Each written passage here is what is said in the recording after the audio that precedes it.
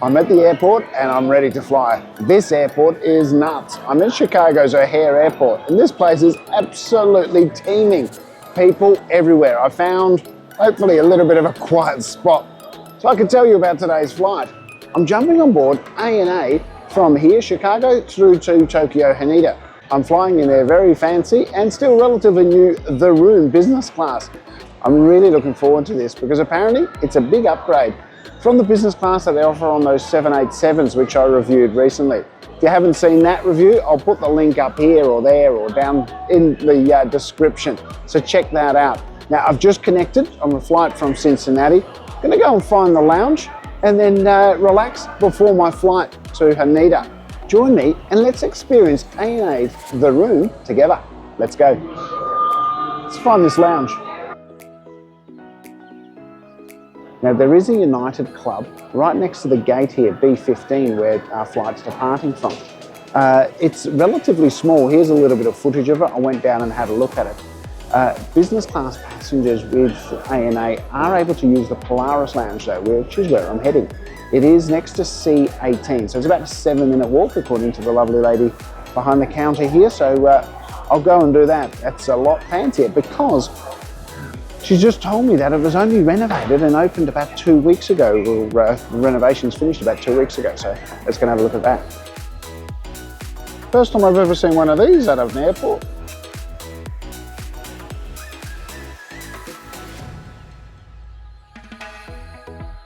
Check out these lights. This walkway between the terminals here in Chicago is both iconic and super cool.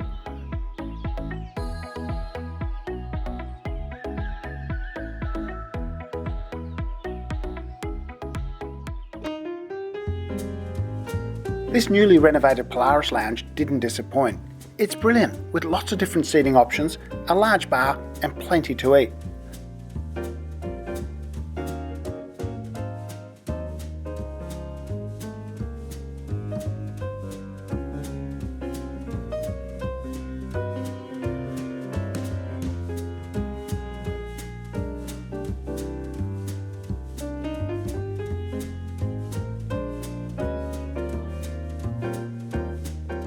I'll show you the private dining room in a minute, but first the best feature of this lounge, the magnificent views out over the airport. This airport is absolutely massive. Now how cool are these views? Eventually I did pull myself away from the windows and went to the private dining room for some lunch. This is all included, so no extra payment is required, although a tip to the serving staff is appreciated. My burger really hit the spot.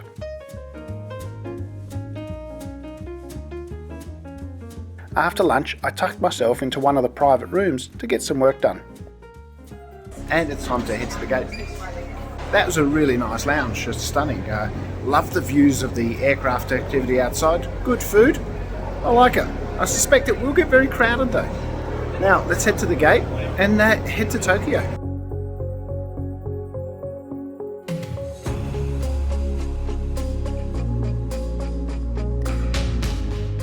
Here's today's ride, a 6-year-old 777-300 ER. Hello, thank you. How are you?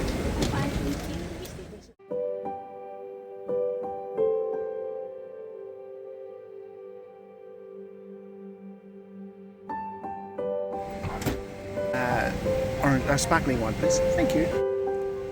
Welcome aboard. Here's to one sensational flight. Still plastic cups. Today's flight from Chicago to Tokyo Haneda would take 12 hours and 18 minutes. So let's get this thing started.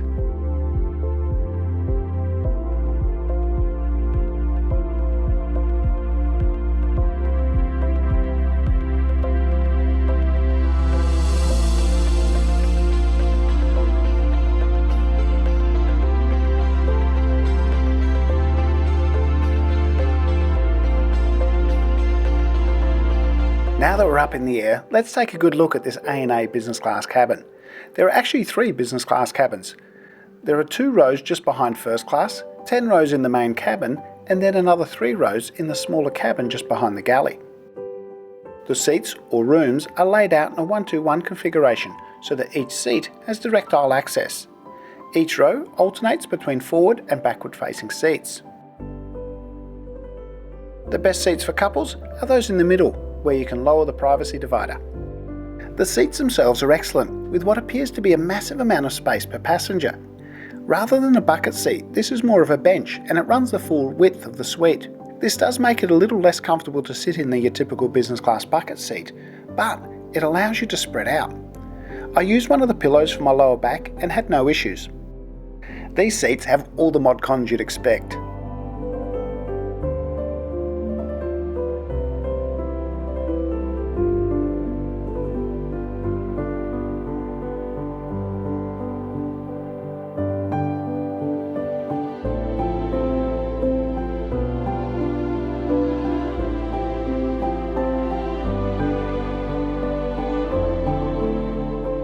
The entertainment screen is massive and of very high quality. I used the traditional Japanese slipper method to measure the size of the screen and can confirm it's 2 slippers wide. The legroom is excellent too, with a great amount of space for your feet in sleep mode. I'll show you the fully made up bed later on in the video. Here's the seat adjustment panel, which does look a bit confusing, so after takeoff I had a bit of a play around with it to see exactly what these seats are capable of.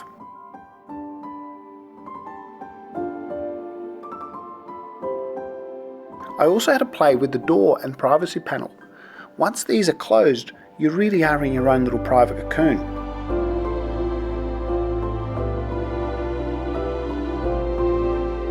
The small gap is there so you can get your fingers in to open the door up again. Upon boarding, your seat is loaded with all sorts of stuff. This includes a mattress, a blanket, a small pillow, a larger thicker pillow, the measuring slippers and the amenities kit. These A&A amenities kits are a bit weird if I'm honest. They contain nothing but 2 potions and a shopping bag. The shopping bag did come in handy for putting my shoes in when I put my slippers on after takeoff. Additional amenities are available in the bathroom and in the galley during the flight. The crew also came around to present me with this beauty. Here we are. A&A does not do pyjamas, however, they do cardigans, and this is the dashing number. Look at that. It's got a zip. I'm feeling very Japanese already. It's a little bit short for me, but I'm sure I'll be very comfortable on this flight, wearing my new A&A cardigan. Service started after takeoff with a drink from the bar. I had some work to do, so stuck to the sparkling cloud juice with a slice of lemon. Accompanying the drink was the start of the dinner service in the form of an amuse. I show the full menu and drinks list for today's flight at the end of the video. Here's a quick look at what I had for dinner though. The Japanese option. I love Japanese food, and on a Japanese airline, it definitely makes sense to go local. The meal was served over 2 courses with multiple dishes on each. A&A just does these Japanese meals so well. The presentation, the colours, the textures, the flavours, they all work really well together.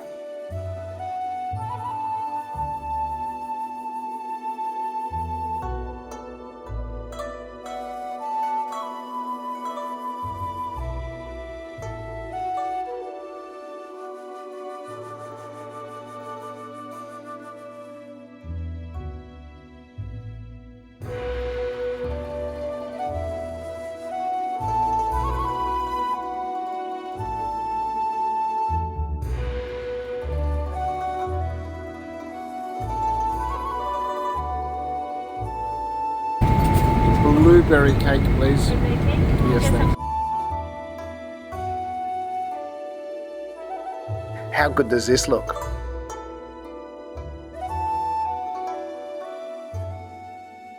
After dinner, I closed the door and did some work, as the cabin lights were dimmed. Meanwhile, outside the sun was shining bright, as it was June and we were heading north. Eventually, I had some of the special Suntory World blended whiskey. I had this on my earlier flight and really liked it. As we flew over the Yukon, the clouds lifted and we got a glimpse of the snow-covered peaks. This made me even more determined to explore northern Canada and Alaska. As we got closer to Anchorage, I was glued to the window, looking out for any 747 freighters flying by. Sadly, I didn't see any. Eventually it was time for a nap. As seen earlier, the whole seat turns into one massive bed. Once you've reclined a seat, there are 3 steps to get the bed ready. The first is to place the mattress, which is thick and spongy. The second step is to place the blanket and pillows. And the third step is to place your body in the bed. Once these steps are done, you can close the blinds and nod off. I slept for 4 very comfortable hours. When I awoke, I decided to watch some TV and came across the David Attenborough Asia special in 4K. On this screen, it was absolutely stunning. I ordered some Earl Grey tea with a slice of lemon and just chilled for a bit. Eventually, I got hungry and ordered some Japanese rice balls from the snack menu. They were pretty tasty and filling. The entertainment system on this flight was a lot better than the one featured on the ANA 787, both in terms of user interface and an increased selection in the audio section. And that large 4K screen is a massive step up too. One good feature is that you can have the map showing on the remote whilst you have something else on the main screen. In my case, it was a trip back to the music of the 80s. This aircraft was Wi-Fi enabled, and like my previous ANA flights, as a business class passenger, I was emailed a code so I could access it for free. The Wi-Fi worked well. Here's a blatant plug for my Instagram, where you can follow along on my travel and NavGeek adventures. The days prior to this flight I had spent with the aircraft maintenance team from FEAM in Cincinnati, filming them fix aircraft and change the entire landing gear on a 767 freighter. The first of those videos from that experience is already up on my channel and well worth a watch. The link to that video is up in the corner and in the description below. Eventually the cabin woke up and the second meal service commenced. This time I went with the Western menu as I wanted to see what the Western food was like on this leg. This was a smaller meal service and overall it was okay. The flavours were good but the chicken was very dry. Around this time we were also treated to a lovely sunset as we edged closer to Tokyo. Just another reason to always choose a window seat. A little later the call came and it was time to prepare for landing. I managed to get some shots of the lights outside, but unfortunately Japanese airlines don't dim the cabin lights at all for landing. This makes filming very difficult, with the best option being the external camera. I've no idea why they don't dim the lights, as I always thought this was a safety thing. If you happen to know the reason, please let me know in the comments below.